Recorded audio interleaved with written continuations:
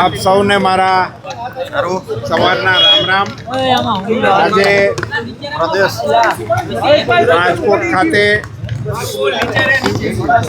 આધાર સેવા કેન્દ્રનો પ્રારંભ થઈ રહ્યો છે। એ કેન્દ્રને મારી શુભકામનાઓ પાઠવું છું। નાગરિકોને આધાર સંબંધિત પોતાના પ્રશ્નો હલ કરવા માટે રાજકોટને આંગણે જ આ સુવિધા ઉપલબ્ધ થઈ રહી છે। એને માટે એમને બધા નાગરિકોને શુભકામનાઓ પાઠવું છું।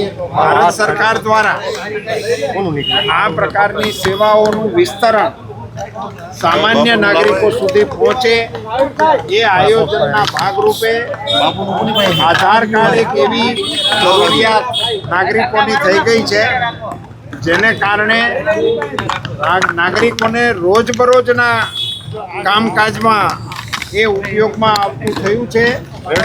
એમાં નામની અંદર નવું બનાવવામાં કે અન્ય કોઈ અપગ્રેડ કરવા માટેના પ્રશ્નો માટે હવે એ આ કેન્દ્રના માધ્યમથી થઈ શકશે એવી સુવિધા રાજકોટને આપવા માટે ભારત સરકારનો આભાર પણ વ્યક્ત કરું છું।